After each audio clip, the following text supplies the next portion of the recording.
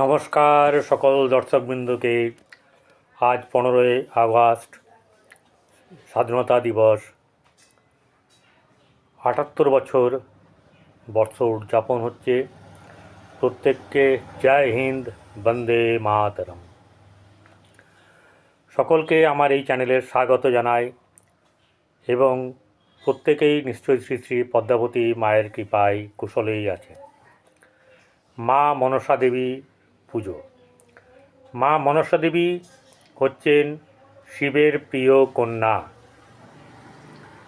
এই শিবের প্রিয় কন্যাকে নিয়ে বহু কথা, বহু ভিডিও, বহু গল্প, অনেক কিছু আপনারা শুনেছেন, অনেক কীর্তন শুনেছেন, লীলা পালা অনেক কিছুই শুনেছেন এবং শুনতেও থাকবেন।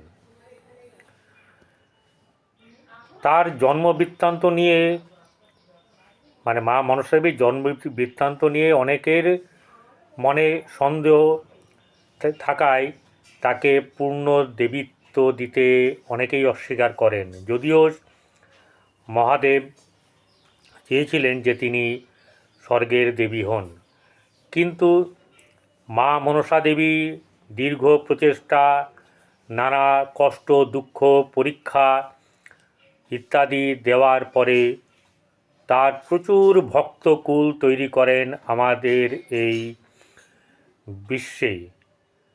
অর্থাৎ বাংলাদেশের কথা প্রথমে বলতেই হয়। ভারতবর্ষ মধ্যে বাংলা, উড়িষ্যা, বিহার, উত্তর পূর্ব ইত্যাদিতে প্রচুর মানুষের ভক্ত তার পুজো করেন। বিশেষ করে সংক্রান্তি বা অশ্বনাগ পুজোর সময় প্রত্যেকেই খুব ভক্তি সহকারে কেন করেন, তাকে অনেকে ভাবেন ভয় দেখান, ভয়ের ব্যাপারে।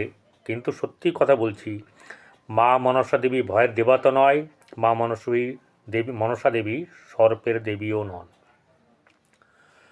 তাকে কি করা হয়েছে? তাকে সর্পদের রক্ষা করার জন্যে তাকে দেবাদিদেব মহাদেব পাঠিয়েছিলেন এবং তিনি তার সন্তান আস্তিক মুনির দ্বারা বিশ্বের সর্পকুলকে রক্ষা করেছিলেন।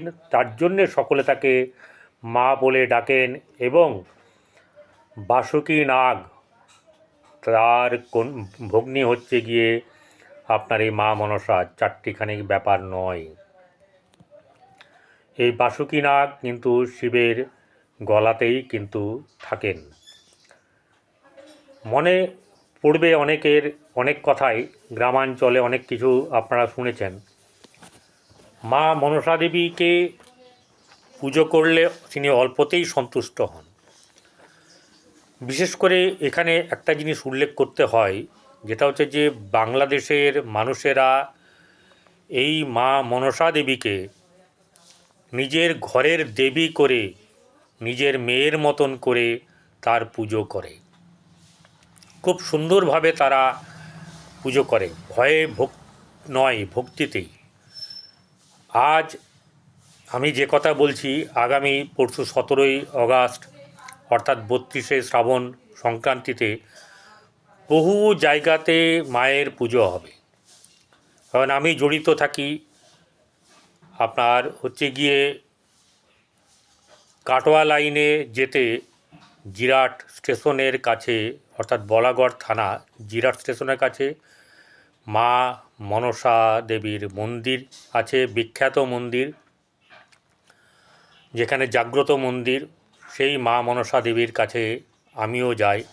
অনেকেই যান আমার মতন, অনেক জায়গাতেই যান। যার যেখানে ভালো লাগে, মা তো যার যেখানে পছন্দ সে সেখানে যাবেন। আমি কোনো বিজ্ঞাপনের কথা বলছি না, আমি মা মনসা দেবীর কথা বলছি। তো এই মা মনসা দেবীকে অল্পে সন্তুষ্ট করা যায় যদি তিনি চান ভক্তি। মনের ভক্তি যার আছে তিনি মা মনসা দেবীকে খুব অল্পতেই পাবেন।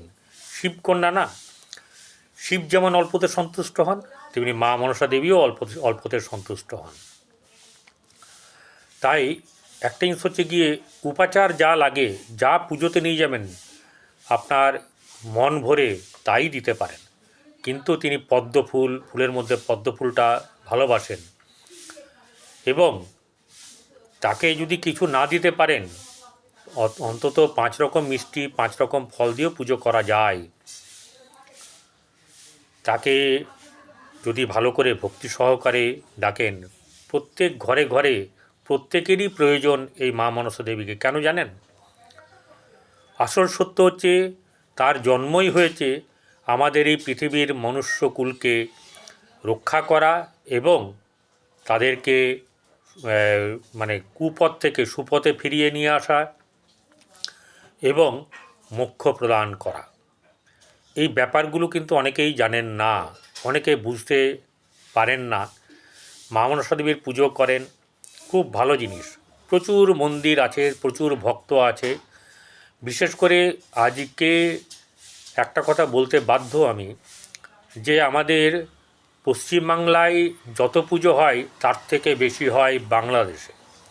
বাংলাদেশের মা বোনেরা খুব ভক্তি সহকারে, খুব আড়ম্বরে, খুব আনন্দের সহিত কৃপাময়ী পদ্মাবতী মা মনসা দেবীকে পুজো করেন। এই মা মনসা দেবীকে কিন্তু শ্রীহরি বিষ্ণুও পুজো করেছিলেন। অনেক দেবদেবী, ইন্দ্র তথা আপনার দেবত্ব লোকের যারা আছেন প্রত্যেকেই প্রায় তাকে পুজো করেছেন এবং তার এক একটা নাম দিয়েছেন। কেউ জগৎগৌরী, কেউ মা বিশ্বহরি, এরকম করে তার প্রচুর নাম আছে। তো এই যে মা মনসা দেবীর যে ব্যাপার, সেটা হচ্ছে গিয়ে আমাদেরকে মনে রাখতে হবে যে আজকে এই কলিকালে যদি কোনো দেবী আমাদের পক্ষে সহায়ক হয়, একটাই নাম হচ্ছেন শ্রী শ্রী পদ্মাবতী বিশ্বহরি মা মনসা দেবী। তার চরণে প্রণাম। তাকে সকলে মিলে যে যার মতন করে ভক্তি করুন, ঠিক আছে? ভক্তি করুন, ফল পাবেন আপনারা। নিজের নিজের ব্যাপার এটা, যার যেমন ভাব তার তেমন লাভ। তাই একটা কথা বলবো যে তার শ্রীচরণে যারা যারা তারা মানে যেটাকে বলা হচ্ছে সমর্পণ করেছেন, তারাই কিন্তু এই পৃথিবীতে সুখময় জীবনযাপন করেছেন। তাই প্রত্যেক বাংলাদেশ ভাই বোনেদের, ভারতবর্ষের পশ্চিমবঙ্গের সকল ভাই বোনেদের প্রত্যেকের যে ভক্তি মা মনসার প্রতি, তাকেও আমি শ্রদ্ধা জানাই, নমস্কার জানাই। শ্রী শ্রী পদ্মাবতী মাকে আমার প্রণাম। সকলে ভালো থাকবেন।